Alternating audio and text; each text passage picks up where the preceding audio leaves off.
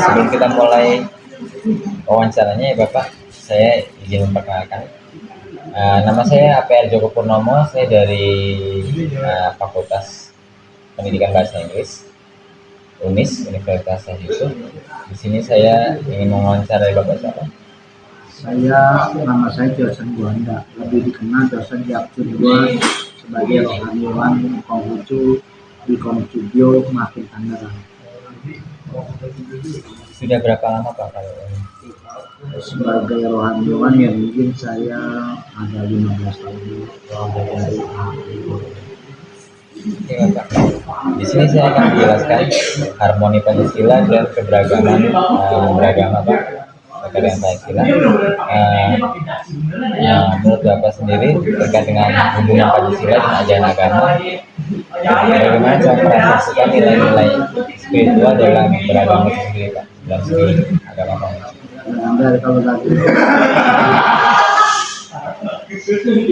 Dari pandangan agama Konghucu, yaitu tentang bagaimana memandang Tuhan itu yang direfleksikan kepada ketuhanan yang Maha Esa. Kami sebagai umat Konghucu adalah sebetulnya sangat berketuhanan, terutama dalam pelaksanaan peribadahan kita, keseharian kita, dan pemahaman kita terhadap keyakinan yang kita anut itu adalah Tuhan itu dianggap yang paling utama gitu kan. Yang paling utama dalam artian Tuhan itu memberi berkat dan karunia kepada umat manusia itu, terutama di dalam agama Konghucu adalah berupa atau sifat-sifat akhlak mulia yang ada di dalam setiap manusia, baik itu sebagai umat Konghucu maupun umat manusia pada umumnya. Jadi kita di dalam ketuhanan itu kalau direfleksikan kepada Pancasila, ketuhanan yang Maha Esa, ya kita tidak ada keraguan dan tiada penyimpangan dan bertentangan dengan sila pertama ketuhanan yang Maha Esa. Mungkin seperti itu. Terima kasih Bapak. Selanjutnya saya akan mempertanyakan terkait dengan nilai-nilai Pancasila dalam kehidupan beragama, terutama dengan agama Konghucu sendiri. Bagaimana Bapak cara penerapannya dalam kehidupan sehari-hari terkait dengan menciptakan kedamaian? Ya, kami sebagai umat Konghucu tentunya udah secara rohaninya dan semua ajaran Konghucu itu bagaimana manusia itu menjadi manusia yang seutuhnya. Pastinya manusia yang seutuhnya itu adalah manusia yang berkebajikan. Manusia yang berkebajikan itu pasti selaras dengan apa yang di pedoman atau Pancasila itu menjadi pedoman bangsa Indonesia, termasuk di situ Konghucu adalah pasti bagian daripada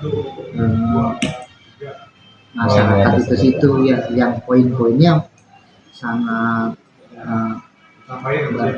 berkeselarasan dengan nilai-nilai Pancasila, karena semua manusia itu intinya harus berbuat sesuai dengan nilai kebajikan yang pastinya bersesuaian dengan nilai.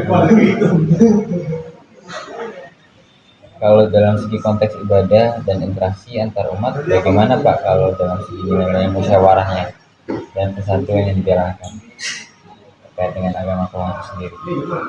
Selama ini saya mengucapkan puji syukur bahwa kita tidak ada selisih atau berkonflik dengan agama apapun berkaitan dengan keyakinan agama kita. Karena kenapa? Karena adalah itu sangat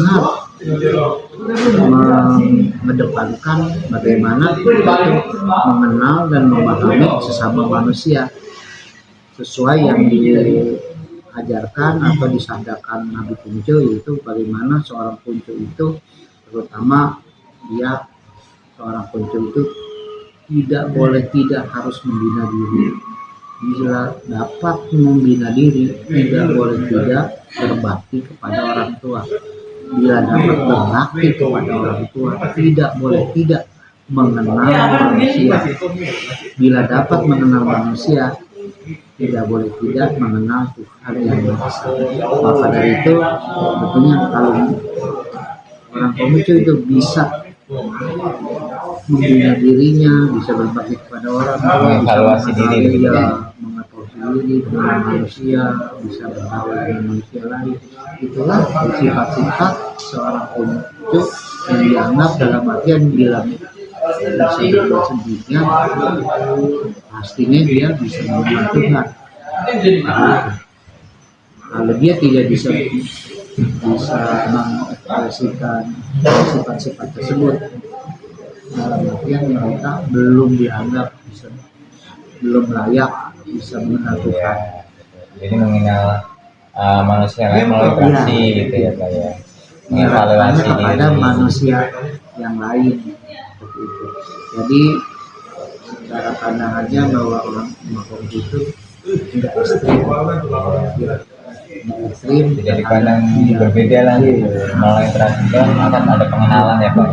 Penyesuaian, bisa menyesuaikan pertukaran diri budaya. dengan orang lain. Itulah sifat-sifat seorang Konghucu. Maka bisa dikatakan kita itu ya nggak bisa bertentangan dengan masyarakat lain. Termasuk dalam pendidikan kultural sendiri Pak ya, cukup efektif berarti ya dalam menumbuhkan sikap toleransi. Ya itulah karena kan kita pengenalan di situ sangat ditekankan bahwa untuk bisa mengenal manusia lain. Kalau kita berarti sangat lucu. Itu ada penekanannya Untuk tantangan dalam penerapannya Bhinneka Tunggal Ika Pak, apa tantangan terbesar yang Bapak alami dalam mengajak masyarakat atau mau memahami makna yang berbeda tetap satu? Ini terkait dengan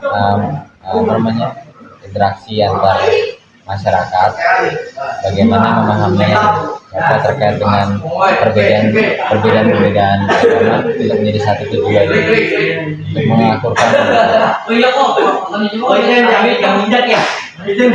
terkait dengan nilai toleransi dan sebagainya.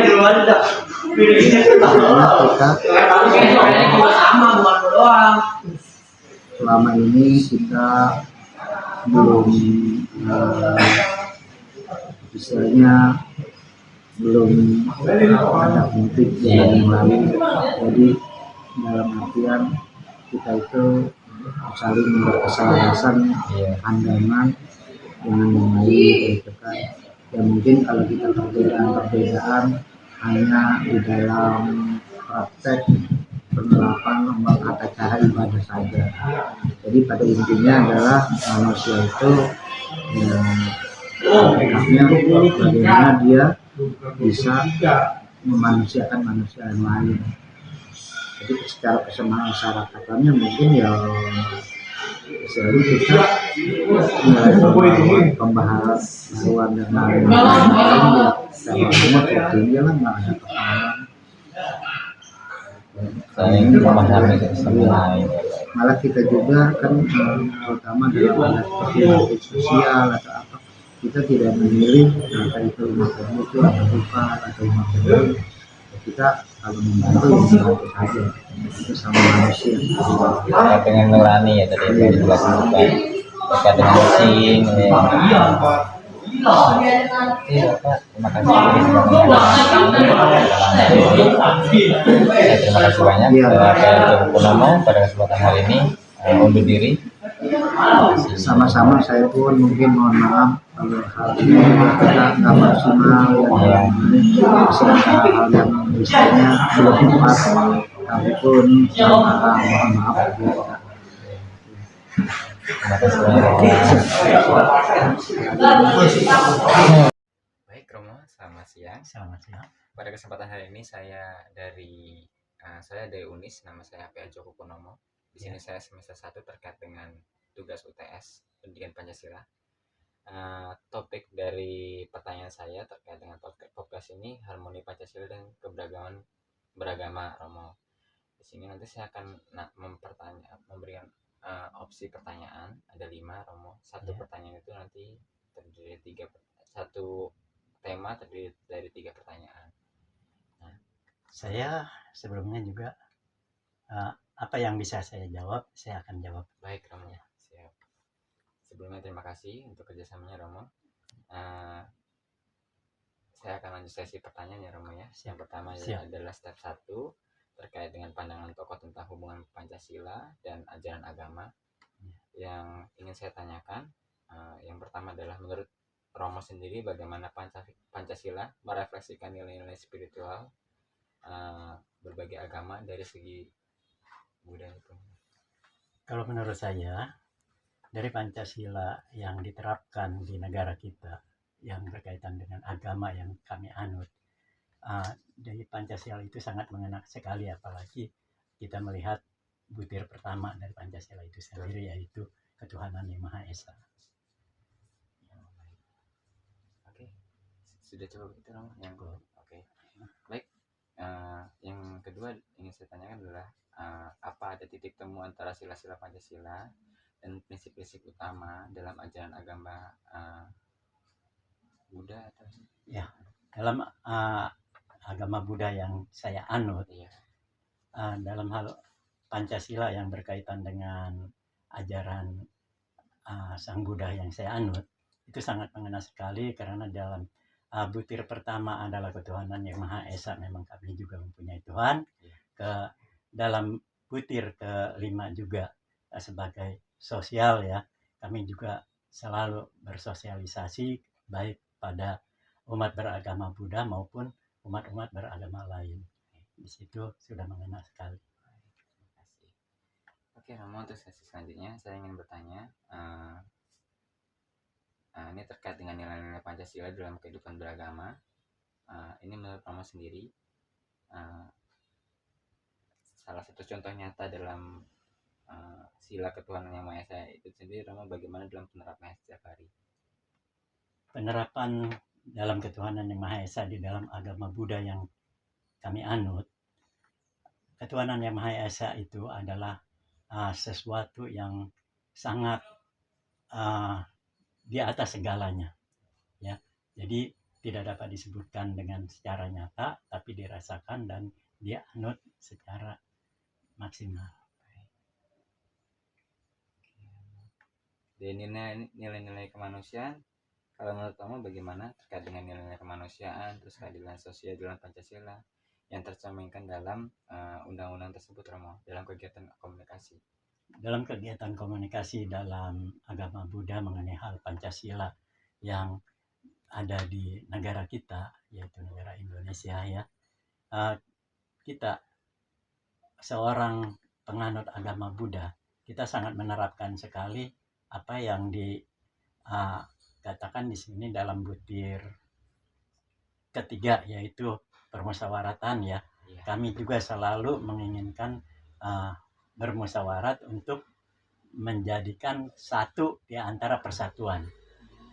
Saling menyatukan.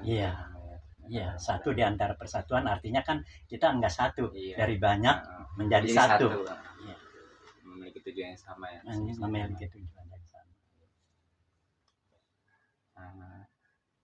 Dalam konteks ibadah sendiri, Romo, saya ingin menanyakan antar umat bagaimana nilai musyawarah itu bisa diterapkan dalam persatuan yang dijalankan, Romo, terkait dengan agama Buddha. Berkaitan dengan agama Buddha tentang persatuan yang dijalankan, kami selalu mengadakan apa yang dinamakan komunikasi atau sosialisasi ya, dari pihak-pihak kami untuk ke pihak-pihak yang lain. Itulah sosialisasi. Berarti dari segi komunikatifnya ya? Iya. Saling juga di samping komunikatif kita juga secara fisik bersosialisasi. Iya. Jadi antara hati dan fisik itu saling menyatu, saling membantu, saling terhubung ya. Terhubung. Selama ini saya juga ingin menanyakan, Romo, sebelumnya mohon maaf, apa saja langkah konkret yang telah dilakukan Romo dalam komunitas atau membangun dialog lintas agama Romo terkait dengan agama Buddha itu sendiri? Untuk saya sebagai saya yang pribadi, Iya. di dalam hal menganut agama yang saya percayakan, yang selama ini saya anut, saya selalu menyatukan diri dengan pihak-pihak lain, dan kepada umat saya juga mengajarkan hal-hal positif untuk selalu menyatukan diri dan saling membantu dengan pihak lain, bersosialisasi, bakti sosial, dan lain-lain. Dalam segi kontribusi itu sendiri Romo. Iya. Menurut Romo sendiri, tokoh agama atau pendidik dan pemuda dalam mencegah konflik berbasis keyakinan itu bagaimana Romo? Dari tanggapan Romo sendiri secara pribadi. Secara pribadi, saya hanya mengajarkan atau memberitahukan kepada pemuda-pemuda generasi penerus agar jangan bersifat intoleran. Betul. Kita harus toleransi pada siapapun, apalagi kepada umat-umat beragama. Umat agama lain pun sama dengan kita, yaitu bertuhan. Saya lanjutkan lagi Romo.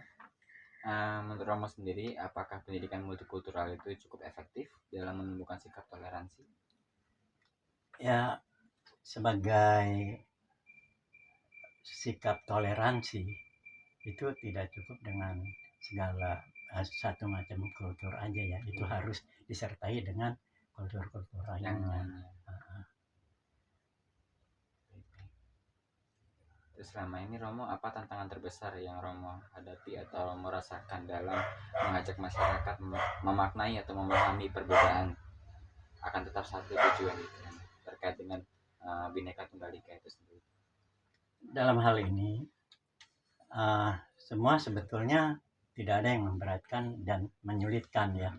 Tinggal gimana kita mengolahnya dari diri kita sendiri. Karena di dalam pertemuan maupun rapat ataupun dalam hal pertemuan-pertemuan umum, kalau kita tidak mau memberikan satu keterangan, mengajak generasi penerus untuk berbineka tunggal ika, kita itu juga kurang bagus ya. Kurang meyakinkan. Iya.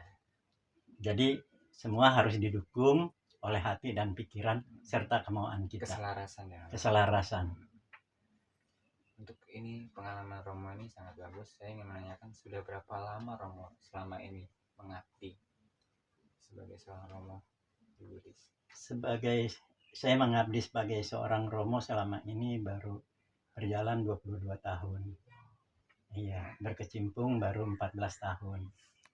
Tidak lama ya Romo ya? Iya, berkecimpungnya baru 14 tahunan. Terus bagaimana Romo kalau mengatasi stereotip atau prasangka yang menghambat semangat kebinekaan? Saya akan menentang. Saya akan membangun orang yang menghalangi kebinekaan ini. Orang yang akan merusak kebinekaan ini, saya akan halangi dengan pedoman-pedoman yang baik, yang positif untuk orang-orang tersebut. Jadi saya bukannya akan melawan dengan kekerasan, saya akan memberikan dhamma yang baik atau keterangan-keterangan yang baik mengenai hal bagusnya, indahnya berbineka ini, berbineka tunggal ika. Kalau dhamma itu artinya apa ya Romo? Dhamma itu artinya adalah sesuatu yang sangat baik sekali. Oh, dhamma. Yang sangat baik sekali untuk kita semua umat.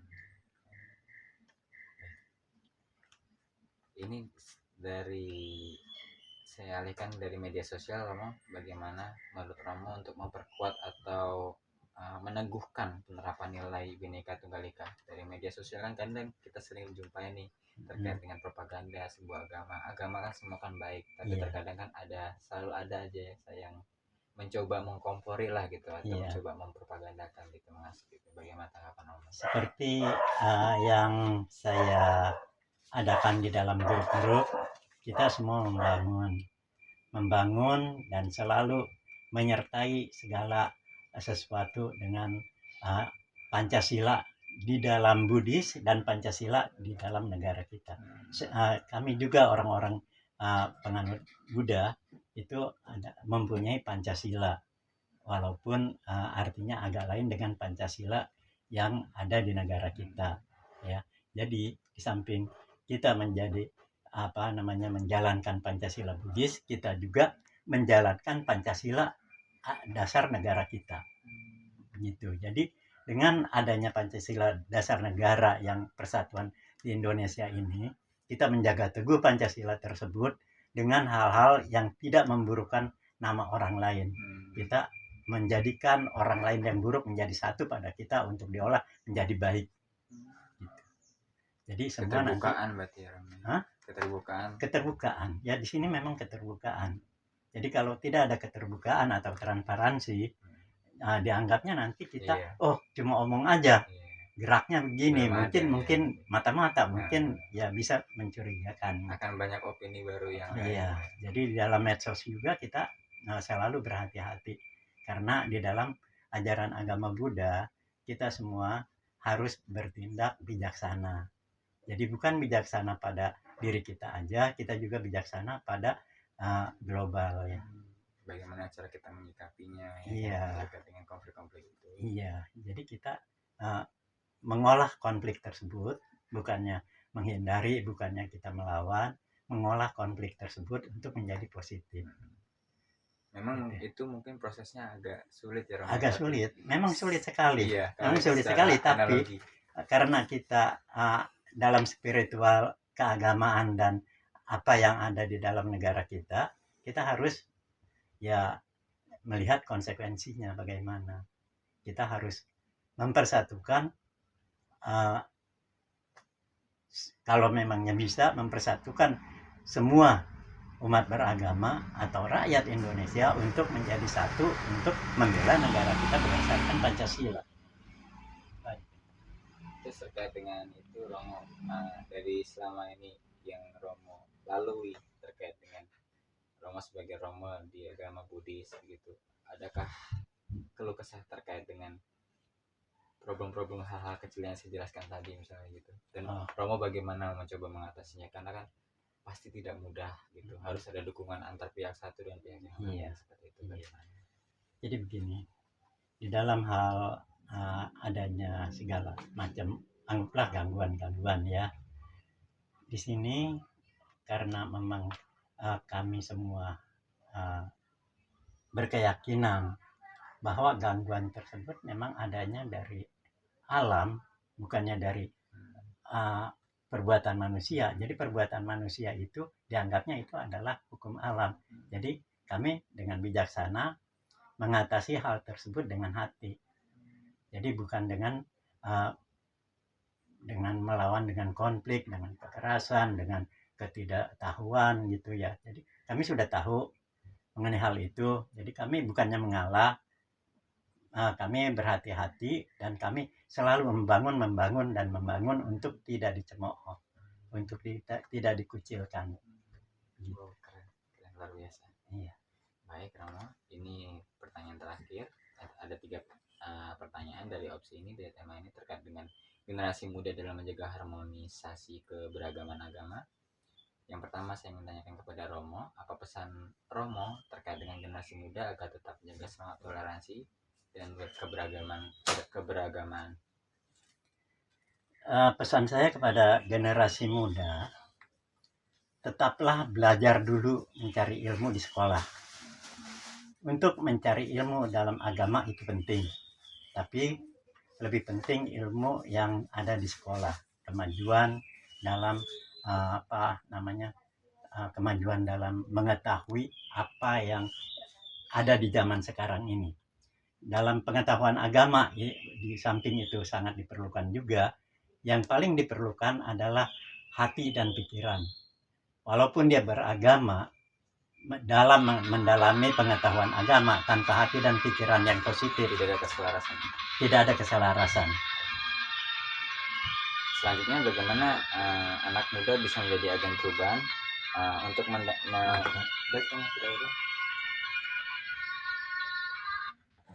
saya akan lanjutkan lagi, Romo.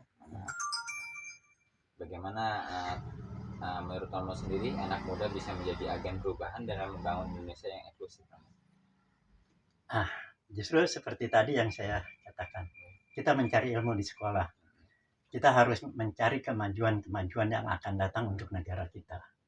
Kalau tidak di sekolah, kita tidak akan mungkin dapat pengetahuan untuk maju. Kalau kita di agama aja, kita majunya dalam keagamaan. Ya. Jadi kalau di sekolah, apapun yang ingin kita capai, pasti tercapai. Karena kesuksesan itu adanya asalnya dari sekolah. Gitu. Dasarnya ya Romo. Dasar. Fondasinya. Ya, fondasi adalah dari sekolah. Oke, untuk yang terakhir Romo, menurut Romo apakah generasi digital saat ini lebih terbuka terhadap perbedaan atau justru lebih rentan terhadap polarisasi? Kalau mengenai hal ini sepertinya agak rentan ya, karena dalam hal ini digital boleh dikatakan diperlukan sekali, tapi juga kadang-kadang ada juga sesuatu yang sepertinya bisa menjadi kompor gitu ya. Jadi kita walaupun digital adalah sumber kemajuan, kita juga harus berhati-hati atas isi daripada yang kita dapat dalam digital. Bisa mendatangkan konflik baru ya Romo. Bisa mendatangkan konflik baru. Terima kasih Romo pada kesempatan hari ini untuk wawancara podcastnya. Terima kasih. Ya, terima kasih. Salam budaya. Nama budaya. Oke, terima kasih. Nama budaya. Nama budaya. Oke. 70. Hebat sih Mas. Karena apa? Anugerah. Iya. Dan pengemban amanah ya kan. Tuhan ya kasih kesempatan kepada saya ya untuk membimbing semua umat. Baik, selanjutnya Pak ya. Bisa lanjutkan kembali. Kalau menurut Bapak nih, harmonisasi itu bagaimana hubungannya terkait dengan Pancasila dan agama? Kalau hubungan dengan agama ya kita rukun, ada kebersamaan, saling bantu saling gotong royong. Jadi tidak ada pengaruh hal-hal yang negatif. Saling membantu, saling menolong. Kalau lingkungan RT juga ada apa kita ikut. Kalau dari Jumat sendiri ini memang dari sini semua atau ada yang jauh? Banyak dari kita Jumat, ada yang dari Raja Mulia, jauh-jauh, ada yang dari Kedaung, ada yang dari Pasar Kemis, Mutiara Kuit, ada yang dari Permata, ada yang dari Taman Elang juga, ada yang dari jadi menyebar itu karena gereja memang begitu umumnya, jadi tidak dia ada di satu gunung di tempat di wilayah tapi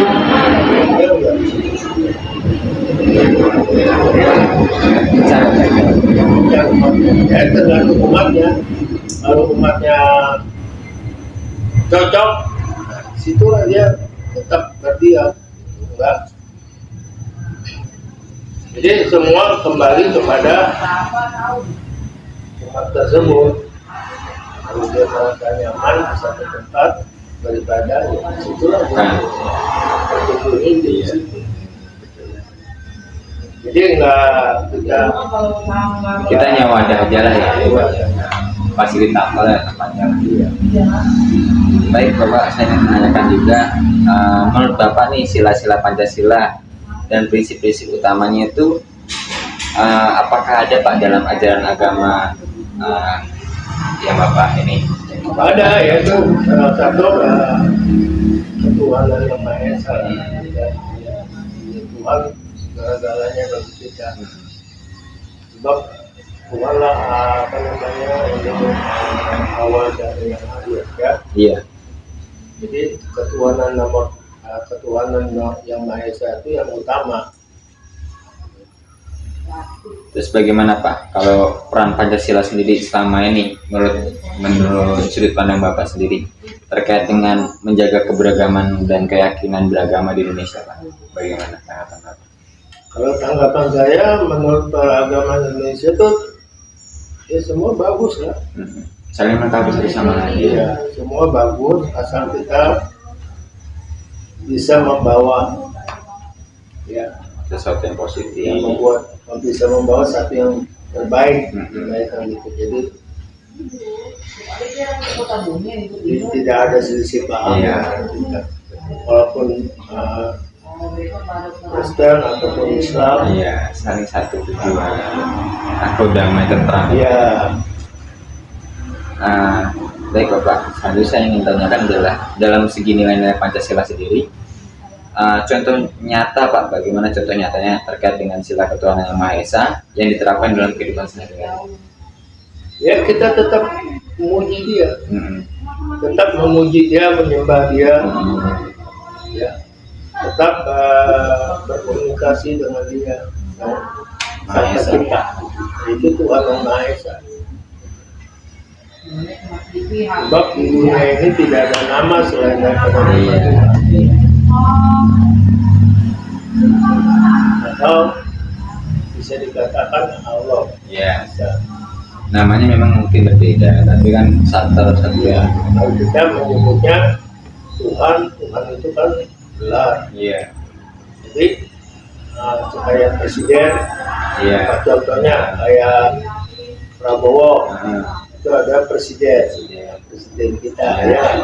Itu jadi gelar dia. Pemaknaan simbol lah ya. Jadi sama, Allah kita juga punya gelar, yaitu Tuhan yang Maha Esa. Saya lanjut lagi ya Pak ya. Dari segi nilai kemanusiaan dan keadilan sosial dalam Pancasila tersebut, dalam praktis keagamaan komunikasinya atau komunitasnya bagaimana Pak? Komunitasnya ya semua bagus. Yang penting kita bisa membawa bagaimana yang terbaik aja gitu. Jadi tidak selalu itu semua kembali kepada manusianya. Bagaimana manusia itu menjalankannya ya, terkait dengan kepercayaannya. Iya. Semua agama kan baik ya. Mengajarkan baik kepada kita. Tapi kadang-kadang manusia itu Suka aja gitu ya. suka Menceng. Iya Itulah. betul sih Pak. Kalau Tuhan sudah menetapkan begini, tiba-tiba dia melenceng bisa. Betul. Misalnya peraturan ini harus lurus kita nih, tapi kadang-kadang kita ke kiri, Iya, malah kanan. nggak sesuai dengan visi fisikonya ya. Iya, Visi misinya. iya. Jadi kita tetap kalau untuk keadilan sosial ya kita tetap jalankan dengan baik. Kalau dalam konteks ibadah dan interaksi antar umat Pak, bagaimana nilai atau sistem musyawarahnya dalam persatuan yang dijalankan selama ini? Konteks kita ya yang menjalankan itu kita beribadah kepada Tuhan ya. Sesuai ajaran. Konteks kita sesuai ajaran dalam Alkitab. Nilai-nilai yang dijalankan itu ya. Selain daripada itu ada lagi Pak? Dalam konteksnya Pancasila. Dalam konteks Pancasila itu ya, menurut saya sih ya, itu kita mengajak mereka untuk berbuat baik, ya, untuk berbuat baik, Nilai-nilai moral. ya, supaya bisa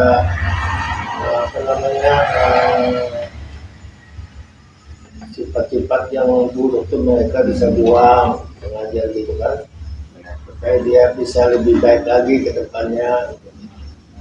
Jadi rumah ibadah ini sebenarnya kalau misalkan motor itu bengkel motor. Inilah kalau orang rusak, Ini bengkelnya. ini bagiannya. Sebagai fasilitatornya. Kita memperbaiki jiwa mereka gitu.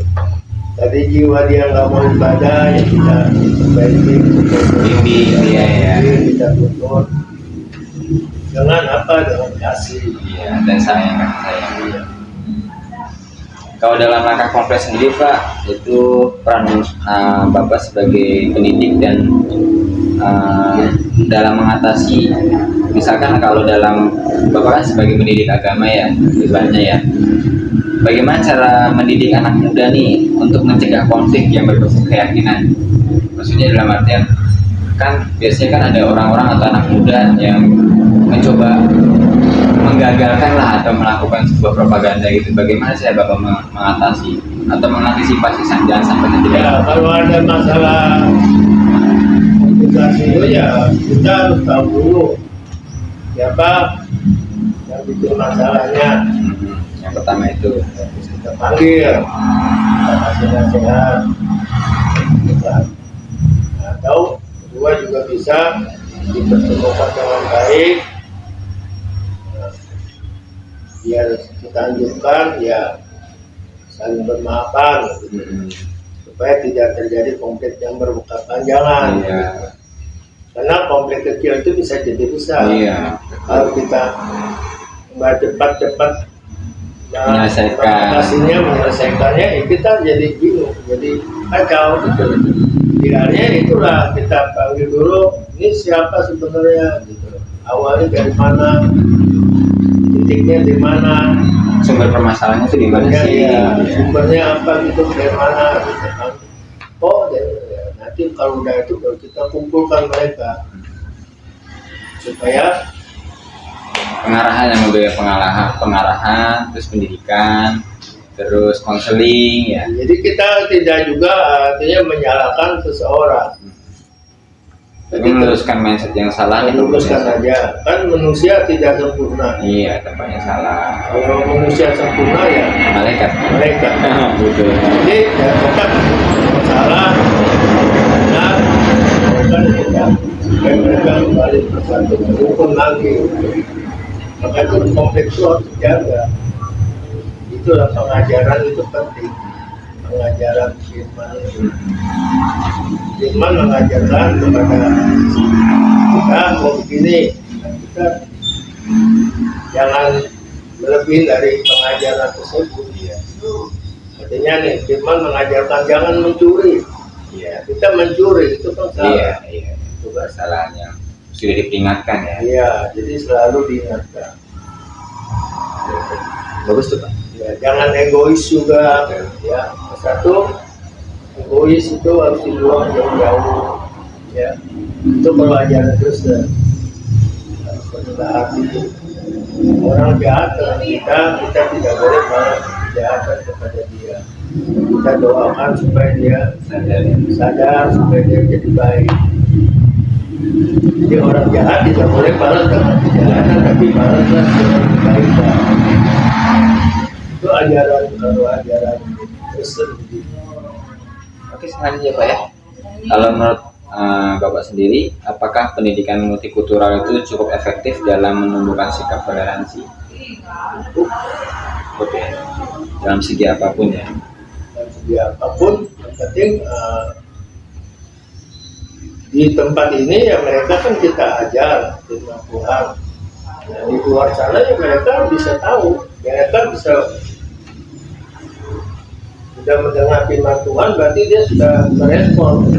Yang mereka dia di luar tetap juga mengikuti kalau dia sudah yakin percaya. Kalau yang susah itu yang enggak. Iya, kepercayaan itu soalnya ya, kayak menumbuhkan kepercayaan. Ya, kalau dia sudah percaya penuh ya taat. Kalau dari segi Bapak selama ini, berarti Bapak selama ini pendeta ya? Iya. Selama ini Bapak jadi pendeta nih, ada keluh kesah nggak untuk mendidik generasi sekarang terkait menjalani dengan setulus hati? Kelas, mari kita support anak-anak muda, kita support. Oh, kita support. Jadi kesimpulannya kita mau mengajar mereka, Mengayomi lah ya.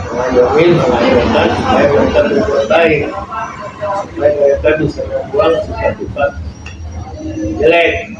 Kan di hati manusianya kan Benar-benar selalu aja selalu ada. padahal kadang kita nggak ngapa-ngapain atau kita mencoba untuk tidak ikut campur dengan satu konflik tapi kita tiba-tiba kena. Karena dari kata-kata orang ketiga itu bisa. Iya jadinya Ya. adu domba ya, Adu domba. propaganda lagi. Kita jangan sampai terpengaruh. Iya betul Pak, saya setuju untuk itu. Oke. Bisa saya lanjut lagi Pak. Selanjutnya adalah selama ini Bapak menjadi pendeta, tantangan apa terbesar yang Bapak rasakan di lingkungan masyarakat terkait dengan memaknai agama itu sendiri?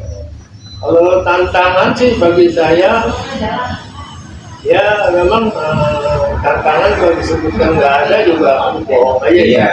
Selalu ada tantangan. Ekonomi, Iya. sakit penyakit, ya Cuaca ini ya, cuaca kan.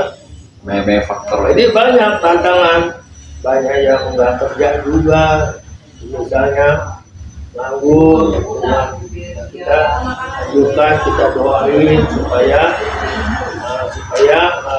Tuhan memberikan jalan keluar untuk melakukan pekerjaan, pertolongan. Tapi dia juga harus berusaha mencari, gitu kan? Kalau kita ya begitu. Jadi memang masalah selalu ada selama kita masih hidup di dunia, Masih ada. Tidak ada yang katanya tidak ada masalah. Pasti Oh, ada. ya. Justru masalah itu mendewasakan kita untuk menjadi naik level lagi. Ya, supaya iman kita meningkat. Betul. Kadang-kadang masalah bisa orang tersebut membuat masalah sendiri, Iya, bisa juga orang tersebut ya udah apa adanya. Yang lebih bagus itulah apa Apa adanya. adanya. Jangan membuat melihat orang punya kulkas, punya mobil, Iri. pengen, Iya. tapi dia nggak mampu. Iya. Akhirnya apa? Tidak sesuai dengan kapasitasnya ya. Iya, dia paksakan diri, akhirnya utang, Iya. akhirnya itu Timbul masalah. masalah baru. Sedangkan masalah sendiri kita nggak mau nyari masalah tapi malah tiba-tiba datang ke masalah. Nah, itu sifat manusia. Maka kita itu perlu diingatkan, kita kasih arahan supaya ya mereka sendirilah banyak berdoa, gitu kan, minta sesuatu kepada Tuhan ya. Karena pertolongan hanya kepada Dia. Iya, jadi ada 3 hal. Yang pertama kita harus punya iman. Ya, kalau di hidup di orang Kristen itu pertama kita harus punya iman, percaya, ya. Kedua kita punya pengharapan. Harapannya. Kita harus punya pengharapan. Sebab apa? Di Kristen itu Yesus sudah mati di kayu salib, sudah menebus segala dosa kita. Itulah pengharapan kita. Yesus Kristus itu adalah pengharapan bagi umat Kristen. Nah, ketiga kita harus punya kasih. Jadi iman, pengharapan. Baik, assalamualaikum warahmatullahi. Bagaimana keadaannya? Alhamdulillah sehat Mas Joko. Gimana Mas Joko sehat? Alhamdulillah. Hari ini tepat di hari Minggu. Nah, hari Minggu ini saya izin berwawancara terkait dengan harmonisasi Pancasila dan keberagaman bangsa. Siap. Tugas dari kampus ya Mas ya? Iya, tugas dari kampus. Jadi kami ditugaskan membuat video terkait hubungan, kan di sini kan agama kita kan ada berapa ya? 5 ya? Ada 5. Bagaimana hubungan kelima agama itu terkait dengan Pancasila dan keberagamannya. Baik. Yang selanjutnya jangan. Boleh lanjut Mas, silakan. Jadi saya tuh dari Universitas Syekh Yusuf semester 1. Ya. Dan dengan bahasa ini saya ingin menanyakan yang pertama adalah tema bagaimana pandangan Om sendiri terkait dengan hubungan Pancasila dan ajaran yang diajarkan untuk menciptakan harmonisasi. Baik. Menurut sudut pandang saya secara pribadi, Pancasila itu fundamental yang sangat harus kita pegang sebagai paham ideologi, karena sejarahnya dibuat oleh para pemikir-pemikir di bangsa ini sehingga bisa mewujudkan nilai harmonisasi dari seluruh agama. Maka Pancasila adalah sebuah rumusan yang digagas oleh seluruh agama di Indonesia, para tokoh-tokoh pendiri bangsa ini yang sampai detik ini kita pegang sebagai ideologi untuk mempersatukan harmonisasi tadi atau kerukunan di antara umat beragama. Menurut saya begitu. Oh, dari titik temunya antar sila-sila tersebut, bagaimana penerapannya terkait dengan prinsip-prinsip utama dalam ajaran agama Islam itu sendiri? Baik, butir-butir Pancasila yang mungkin bisa kita petik atau kita pelajari dari sila pertama sampai sila kelima, itu semua isinya sangat bermakna dan bisa dijadikan pedoman untuk kita yang memang sudah memilih agama masing-masing. Di situ terjadi keselarasan yang butir-butirnya bisa kita baca satu persatu dan kita pelajari dari mungkin kita sudah masuk jenjang sekolah ya, dari tingkat sekolah dasar ya, diajarkan kenapa itu terjadi di Indonesia supaya terjadi harmonisasi atau keselarasan kerukunan umat beragama. Jadi secara langsung itu Pancasila adalah penyambung 5 agama itu. Ya, jadi butir-butir Pancasila itu mengikat keselarasan di Republik Indonesia yang mengakui 5 agama supaya semuanya menjadi satu kesatuan yang rukun tentunya. Rumusan itu saya anggap luar biasa para pemikir-pemikir bangsa kita zaman dahulu membuat sebuah fundamental yang kuat yang bisa menjadikan patokan sampai detik ini. Itu. Berikutnya saya akan ganti tema terkait dengan nilai-nilai Pancasila dalam kehidupan beragama. Menurut Om sendiri bagaimana contoh nyata terkait dengan sila ketuhanan yang Maha Esa yang diterapkan di dalam kehidupan sehari-hari? Baik, dari seluruh agama itu semuanya mempunyai hak yang sama dalam memilih dan dilindungi oleh undang-undang dan diakui oleh negara. Dari situ kita bisa lihat korelasi dari ketuhanan yang Maha Esa dipilih sebagai dasar pilihan warga negara masyarakat Indonesia untuk bisa memilih itu dengan keyakinan mereka masing-masing. Maka tetap diikat oleh negara kita, diakui dan diberikan hak yang sama untuk bisa memilih. Maka seluruh agama mengakui yang dipilih itu Tuhan yang Maha Esa, yang dia yakini, Mempunyai visi dan tujuan yang sama. mempunyai visi dan tujuan yang sama, bahwa intinya dilindungi oleh negara. Mungkin itu, Mas. Lalu terkait dengan nilai kemanusiaannya dan keadilan sosial, bagaimana cara menumbuhkan sifat empati terkait dengan kegiatan-kegiatan komunitas atau lingkungan itu saling menghormati contoh. Baik, keberagaman yang dilindungi tadi kita rasakan tinggal dan menjadi warga negara Indonesia sangat luar biasa. Menurut saya sebagai warga negara Indonesia itu luar biasa. Bagaimana sesama umat beragama saling menghormati, saling bisa menghargai.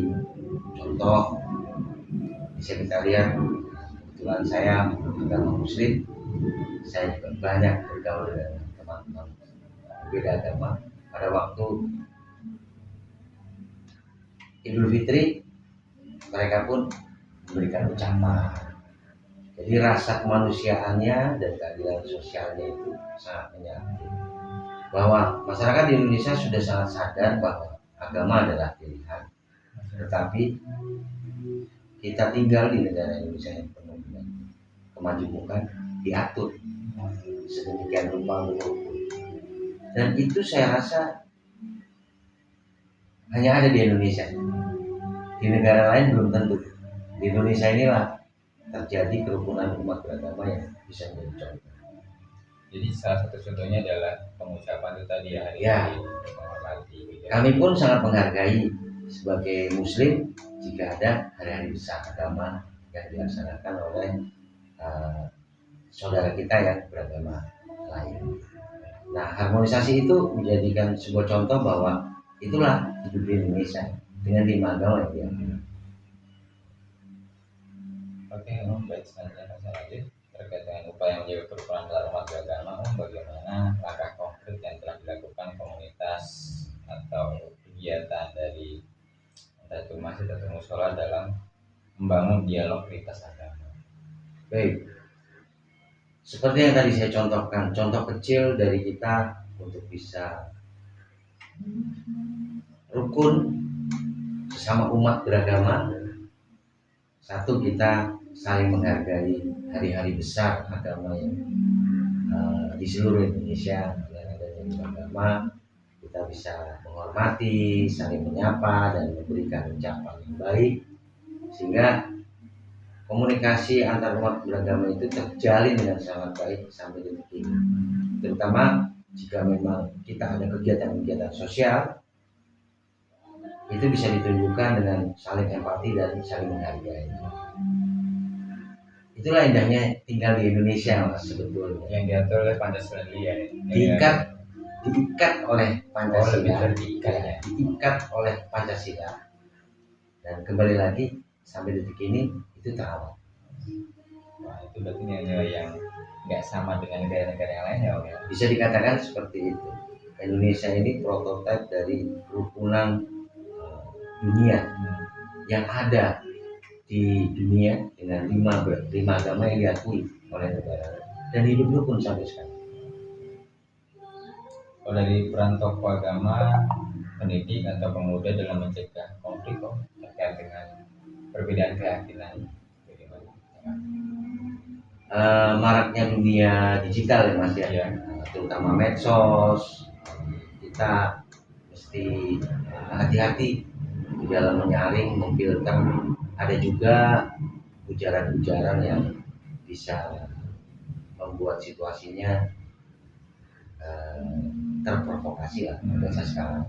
Itu kita juga harus bijak dalam menyikapi pergaulan, kemudian dunia teknologi, sehingga keselarasan tadi adalah hal yang utama. Kerukunan itu adalah hal yang utama untuk bisa hidup bernegara. Tentunya dilandasi dengan kita orang yang beragama. Maka pengingatnya sekali lagi pengingatnya ada Pancasila di situ. Betul-betulnya sangat luhur dan bisa kita jadikan pedoman. Kalau dari mengatasi hal-hal itu yang sudah dijelaskan tadi ya, terus pemaknaannya ini terkait dengan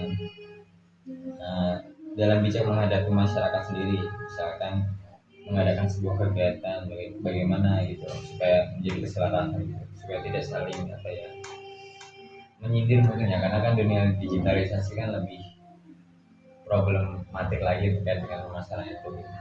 Ya.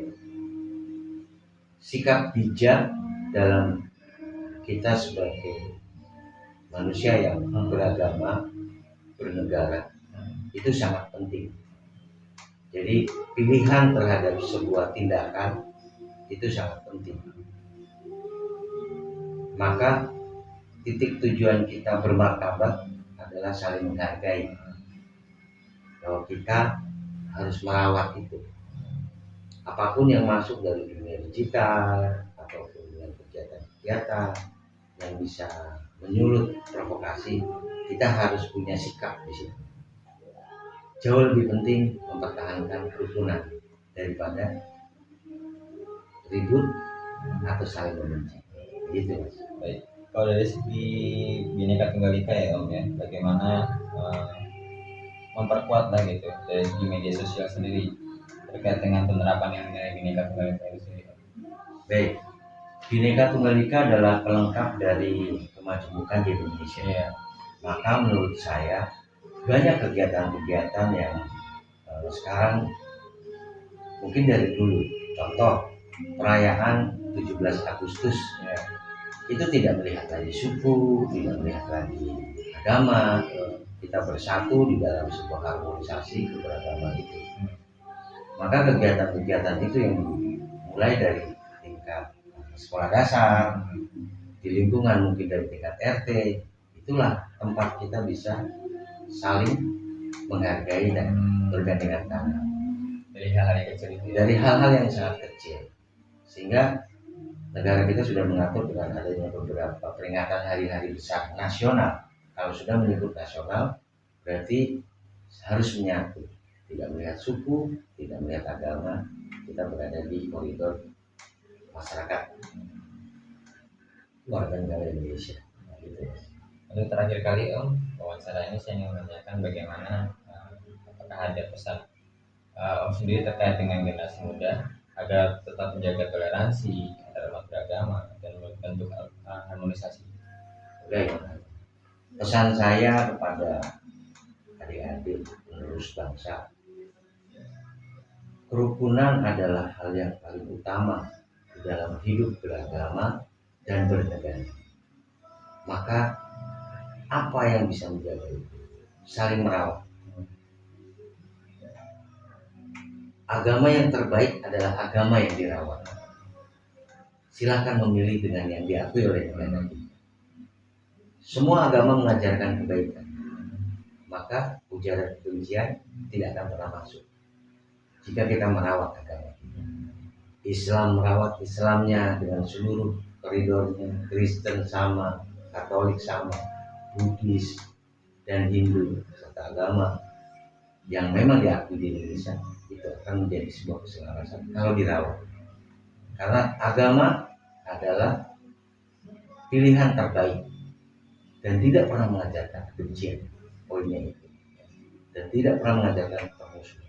Negara kita mengatur dan undang-undangnya dengan aturannya, para pemikir-pemikir menciptakan aturan dan rumusan berupa ideologi Pancasila.